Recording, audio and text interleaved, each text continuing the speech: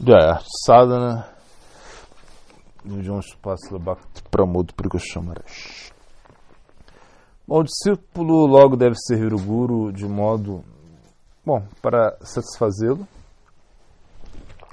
Quando tal devoto submisso, de mentalidade serviçal, faz perguntas sobre a vida espiritual, o mestre espiritual revela as verdades que ele realizou pessoalmente. Existem muitos outros exemplos na escritura de rendição, inquisição, submissa e serviço. Em uma ocasião, o rei de Videha, Nimi, se encontrou fortuitivamente com os 9 grandes devotos, conhecidos como Jogindras, que estavam reunidos na arena sacrificial, e ao vê-los, eles ofereceu a adoração apropriada à sua condição, né?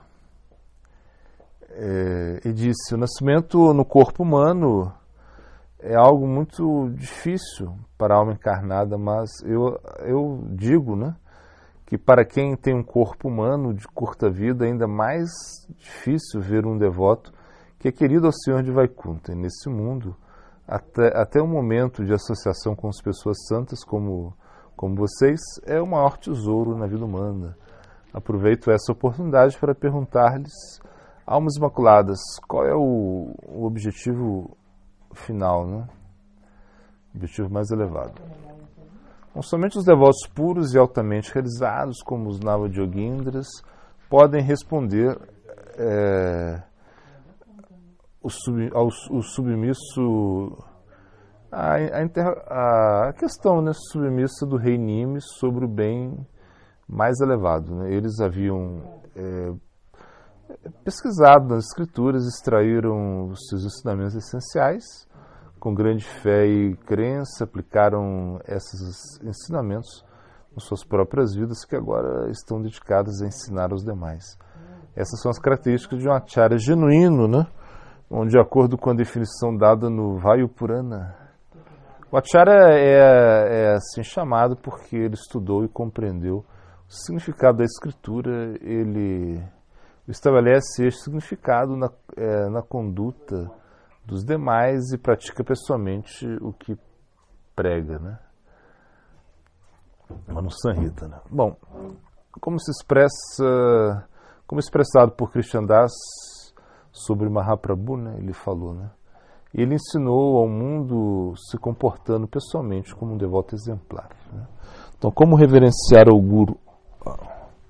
A forma de prestar reverência ao Guru foi descrita no Haribhaktivilas, né? Bom, tem o Ashtanga Pranama, ou reverência prostrada, que se realiza com 8 partes do corpo, né? Os braços, as pernas, os joelhos, o peito, a cabeça, assim como os olhos, a mente e a fala. Se deve realizar o Panchanga Pranama, ou a reverência de 5 partes, com os joelhos, os braços, a cabeça, as palavras e a inteligência. Assim sendo, existem 2 classes de reverências que se realizam no transcurso do puja. Então, essas são citações do Haribhaktivilas, né?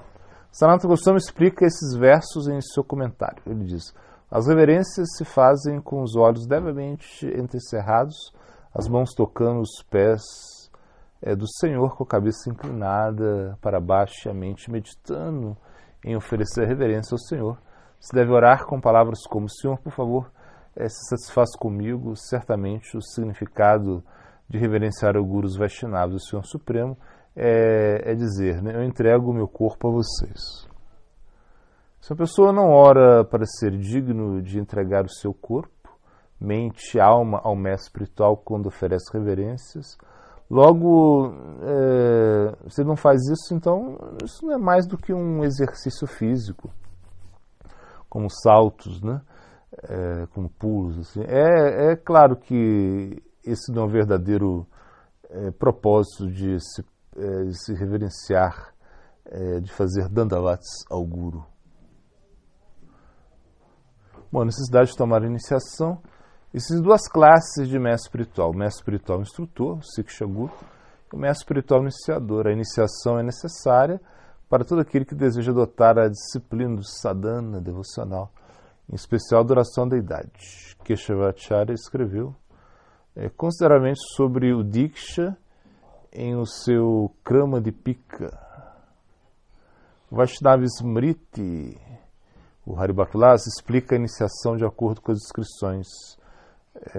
Ali se diz, né? Sem ser iniciado, ninguém tem direito a ocupar-se na adoração da deidade. Por essa razão, os diversos agamas ou escrituras da tradição Pancharatra declaram que a iniciação é um elemento necessário, né, do serviço devocional. Bom,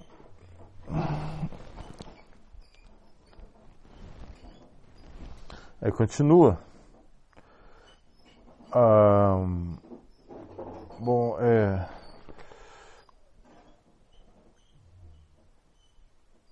Fala, assim como quem nasce em uma família de Brahmana e que ele não recebeu o cordão sagrado, né, ele não é digno para a execução dos rituais védicos ou estudo da literatura védica, a pessoa que não recebeu a iniciação Vaishnava não tem autoridade para cantar o mantra ou adorar a forma da deidade do Senhor.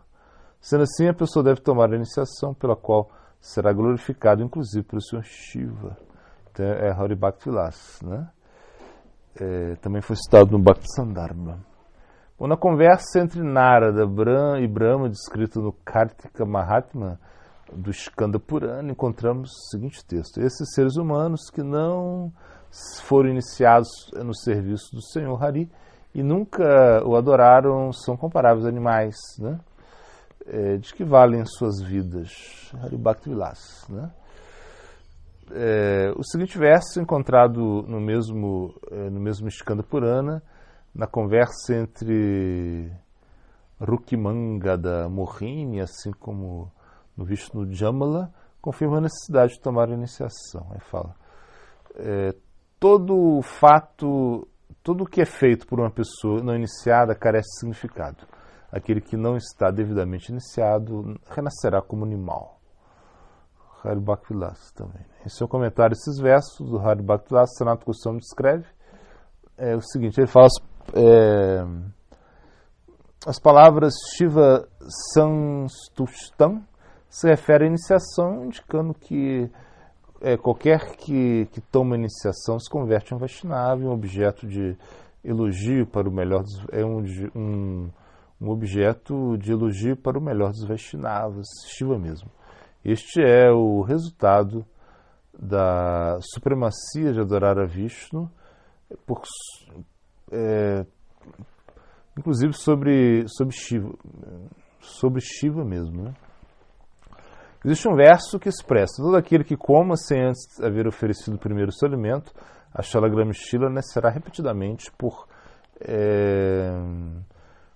muitas vidas como um verme no excremento daqueles que não têm casta e outros seres humanos inferiores. Versos como estes indicam que a adoração à deidade é absolutamente necessária e, dado que uma pessoa não pode se ocupar na mesma sem haver antes iniciado, estabelece a si mesmo a absoluta necessidade da iniciação. Uma vez que a Shalagramshila se concede lugar mais proeminente entre os diversos tipos de serviço realizado para o Senhor, se indicam que além disso, todos os demais tipos de atividades devocionais, né? Fica estranho isso aqui. Ai, Deus. Bom, em outras palavras, a iniciação é necessária para se tornar apto para todas as práticas devocionais. A necessidade da iniciação ela é sustentada, além disso, pela declaração de Brahma. Esses seres humanos que nunca foram iniciados no serviço ao Senhor Hari, nunca o adoraram, são comparáveis a animais. Este verso indica que, sem haver sido o primeiro iniciado, a pessoa ela não pode se ocupar na adoração da deidade. Mas poderia dizer que, uma vez que as escrituras existem descrições sobre os grandes benefícios a ser derivados inclusive da adoração negligente das deidades, como ser a Shalagramshila, logo, que necessidade existe para tomar refúgio no mestre espiritual e ser iniciado por ele? É a pergunta que se faz. Mas o fato é que uma pessoa não derivará, ela não vai ter um benefício completo de seu puja, se ignora a etiqueta estabelecida de adorar ao Guru antes de adorar a deidade. Sendo assim, todos devem se render ao mestre espiritual fidedigno e depois de oferecer tudo, corpo, mente, propriedade, deve adotar o Vishnu mantra dele, de acordo com os devidos rituais da iniciação. Hari Bhaktidas, né? Bom, as transformações do discípulo pela iniciação. No Chaitanya Charitamrita, Krishnadas Kaviraj Goswami explicou os efeitos transformadores da iniciação. Ele fala, no momento da iniciação, quando o devoto se entrega ao mestre espiritual, Krishna o faz igual a ele mesmo. Ele transforma o corpo do devoto em substância espiritual. O devoto logo adora ao Senhor no corpo espiritualizado.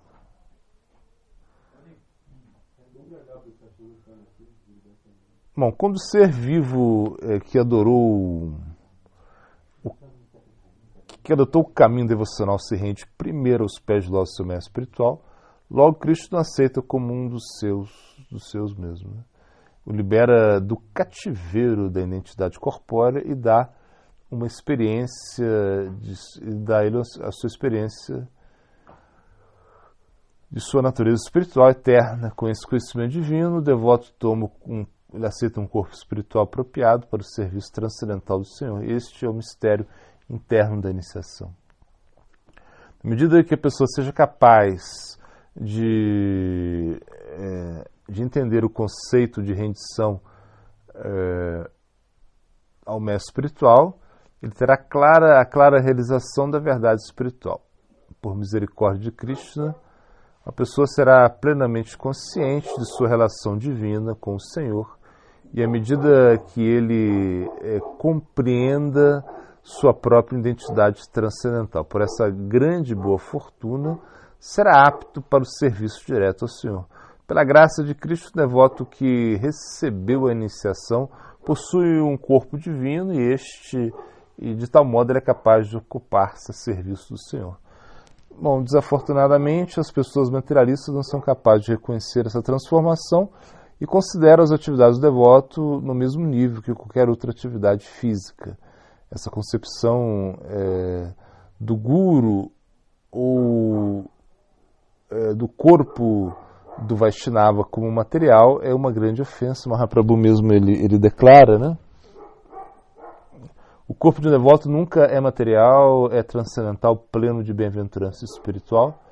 No Tattva Sagara ele dá maiores detalhes sobre isso, né?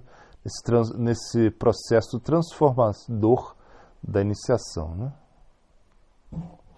Ele fala, assim como o metal se transforma em ouro quando é tocado pelo mercúrio, a pessoa volta a nascer através do processo da iniciação. Sanatana Goswami comenta que a palavra Nirnam se refere, nesse caso, a qualquer ser humano, de qualquer casta ou raça, que ao nascer pela segunda vez, né, significa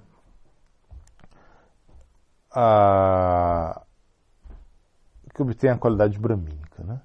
Isso refere que os alquimistas conheciam um processo pelo qual podiam produzir um mercúrio misturando ouro, misturando mercúrio com metal, tipo um metal como se fosse um cobre, né?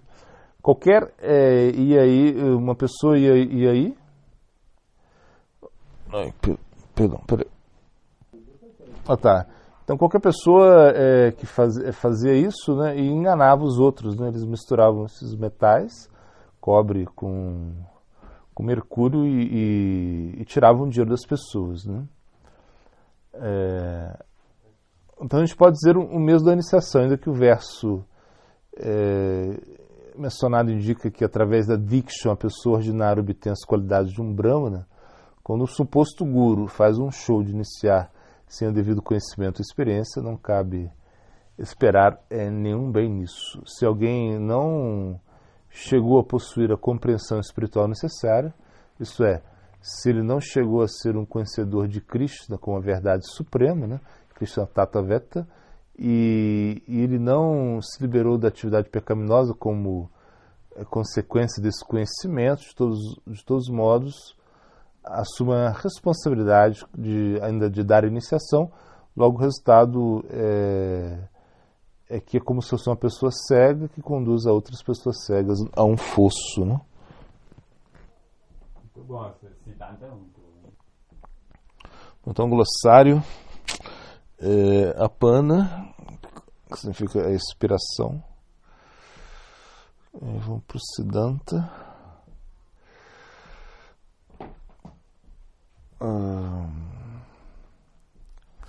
Siddhanta. Um minutinho, J aqui.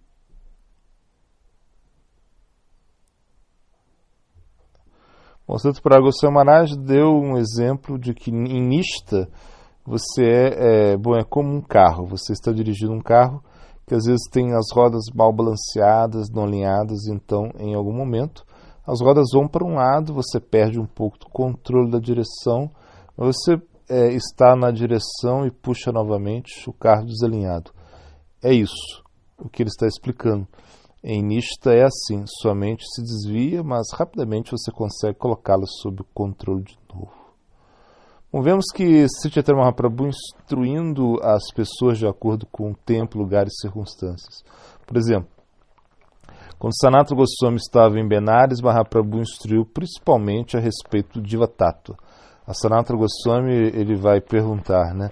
Kiemi Kineamaya Jareta Patraya Ihana Hrijani Kemana Hitaroy, perguntando quem sou eu, porque sofro tanto com as misérias, tenho que aprender o que eu tenho que aprender sobre isso, etc. Ali era o reduto dos Mayavadis. Eles consideravam a diva e Deus como a mesma pessoa, a mesma coisa. Então Mahaprabhu vai levar o conceito de Viraswarupa Roy, Krishnadrinita Das, ali, né? Já, por exemplo, na beira do Godavari, com Ramananda Roy, ali é Rasa Shastra. Ali a influência do local levava a Chaitanya Mahaprabhu a explicar as raças através de Ramananda Roy. Bom, quando Sri Sara Maharaj chega a um templo em Calcutá, este era o lugar não era o Bazar Gaudiya Mata ainda, né? E ali Sri Sara Maharaj, ao ver a deidade de Mahaprabhu, ele pergunta, essa deidade é feita de madeira?